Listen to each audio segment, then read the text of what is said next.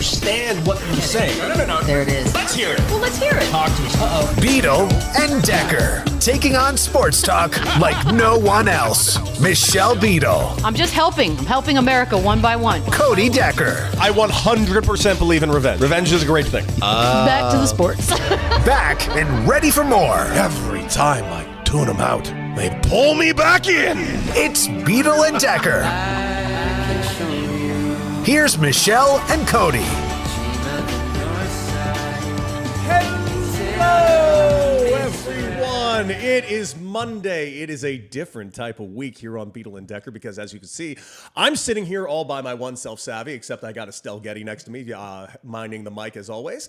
But Michelle Beadle is out this week because Michelle Beadle is living it up in Vegas. And when I say living up in Vegas, I mean living her best damn life humanly possible in a way that I wasn't prepared for because somehow, some way, the fucking Spurs beat the Oklahoma City Thunder, and Michelle, I'm assuming, has been drunk the entire time. I did not watch Run It Back this morning. It's a great show on FanDuel TV. You should check it out.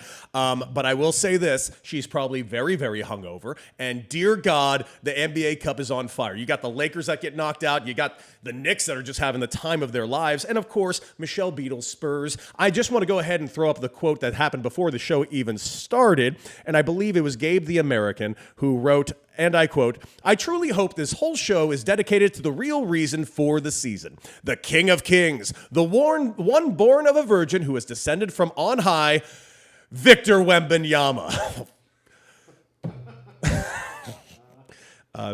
It is not going to be about him, but holy shit, he's unbelievable. And of course, if you're a Spurs fan, what a time to be a Spurs fan. But we do have a very, very, very, very interesting week this week, guys. We have guest hosts all week. Later on this week, we have Tanya Ray Fox going to be here with us on Friday. She's phenomenal. Can't wait to have her. Thursday, legendary film director of The Rip coming out with Matt Damon and Ben Affleck. Not Without Hope, which has just hit theaters this last weekend. The Gray, The A-Team, Smokin' Aces, Narc, all of those hits. Joe Carnahan, director, will be co-hosting this show with me on Thursday. Wednesday, the legendary Jen Piacenti will be joining us. Tomorrow, J-Rod is joining me live on the show. And of course, today, I'm very excited to introduce you to this cat. This guy has been a co-host of mine for 4 years over on the BetMGM network. He's one of my very best friends. He is a four-time broadcaster of the year over in South Carolina. Ladies and gentlemen, the pride of South Carolina. And one of the only Saints fans that I actually like, the one and only Rob Brown. What is up, Rob? Buddy, I appreciate the invite. I do not appreciate not being sent a plane ticket to fly out and do the show live with you because I absolutely would have. But glad to be here, bro. It's been a minute since we've cracked a mic together. And for that, America, I'm sorry or you're welcome, whichever one is more appropriate. And by the way, of course, always on the ones and twos, we got Rock Show over there taking care of anything. I'm looking forward to today's segment of Let's Rock.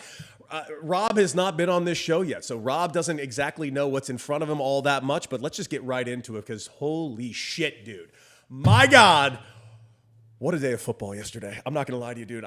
It was one after the other, after the other, after the other. By the way, the chat is already live, and I'm looking forward to getting everybody in the chat talking to us. Rob, everybody's getting ready to learn you.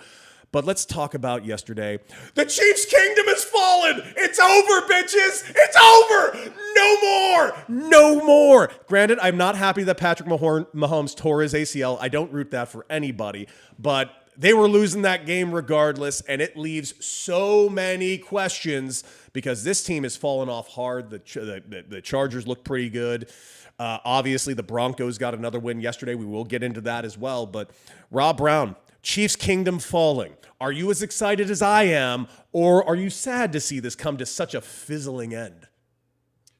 The saga, the arc of the Chiefs has been wild because when we first came out the gate, remember they were going to be the team that took down the evil empire of Darth Belichick and Sith Lord Brady. It has been since 2010 since we've had an AFC championship that did not feature Mahomes or Brady. And it's like the Chiefs never really did anything to me that made me hate them other than just be real good. Like, I'm not this guy that hates on teams or players or dynasties or whatever just for being good for a very long time, Deck. The problem I had is the arc of arrogance out of Chiefs fans when they spent as long as they spent waiting for the next group, and then they got good, and for no good reason at all, they just all turned into a-holes like overnight. And once we went through that, and Travis Kelce became Mr. Taylor Swift because we all know who wears the hot pants in that relationship, they became an inescapable entity, right? Like when it was Brady and the Patriots, at least on Tuesday, I didn't have Bill Belichick's, life constantly barraging my eyeballs. With these guys, you can't escape them, dude. Like there's just no escape from them. I'm turning into Pelicans games on Thursday night, and they're like, hey, Patrick Mahomes is here for no reason, so we're going to give him 45 minutes of friggin' airtime. I'm not going to say I take enjoyment in it, Deck. I do. I'm not sad. I'm not sad either. In fact, Ryan in Green Bay, Ryan in Green Bay, I understand that you're hurting today. I understand that you're upset today because of all of the things happening in Green Bay, and we saw what your defense looks like without Micah. But just because I'm a Raider fan is not the reason I'm loving this. It is a reason that I'm loving this, but it's not the reason. But I do have a question for you, and I have a question for pretty much everybody. And also, Ryan in Green Bay, you're not wrong. My team is dog shit. Dog shit. We don't worry. We're going to talk about how dog shit my Raiders are later on in this show.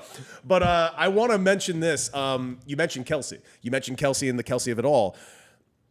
Is this the end of Kelce? And hear me out on this, because Kelce's getting up there in age. We're not going to pretend that this guy doesn't have a future after the NFL. We're never going to see the end of Travis Kelce. He's got a huge podcast. He's marrying Taylor Swift, which, by the way, I found out last week and everybody gave me shit about.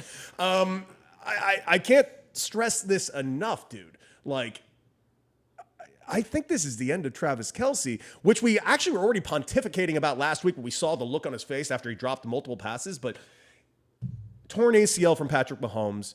If this is going to be a thing that's going to be over, maybe not only into next year, but maybe costing him all of next season, I don't see a world where Travis Kelce comes back without Patrick Mahomes, dude. Now, granted, it's an ACL, and he did walk off the field at his own strength, which was nice to see, but it's still an ACL. That's 6 months to a year. Are we done with Travis Kelce in football pads after this season? I mean, the answer to me was already yes, but certainly if Mahomes isn't the same guy, like what made Travis Kelce work with Mahomes was Mahomes' ability to improvise, was the ability when the pocket collapsed to make up some crap to get out of trouble. And then that's where Travis Kelce shined, right? Like Kelce was always a dude, but it was because of the improvisation of Mahomes. If Mahomes is coming back from an ACL, and we have seen plenty of players, like you can come back from an ACL nowadays, but you're never going to be the same guy. You're never going to be 100% of what you were before it. If the improvisation of Patrick Mahomes takes a step back, then so does the ability of Travis Kelce to be that outlet valve, to be that escape option, which kind of takes what he is off the table. And when we are watching this crop of tight ends, because Deck, we've talked about the guys like Brock Bowers over the years, like we're seeing tight ends coming out of college who are pure tight ends that can block and catch, can run, whatever. There's a few of them, I think, over the next 2 or 3 years coming out of college that will probably be a younger, better version of what Travis Kelce is nowadays. So if Mahomes isn't coming back at anywhere close to 100%, which let's be honest, how many guys that play like he does do come back, then yeah, what made Travis Kelce special is no longer. And waiting for him at home is a chick with a $6 billion bank account to take care of him. Are you telling me I get to retire and have a sugar mama forever? I'll see you some bitches never again, boys. Everyone in the chat, not one or two, fucking everyone in the chat saying he's getting married and divorced a year later. He's going into the hall as a divorced man. Everyone is, it's like 10 in a row. Wow. And I, listen, she is a musician. Let's be, I always equated her, Taylor Swift, closest to, and this might piss some people off, but I always saw her as like the modern day kind of Stevie Nicks.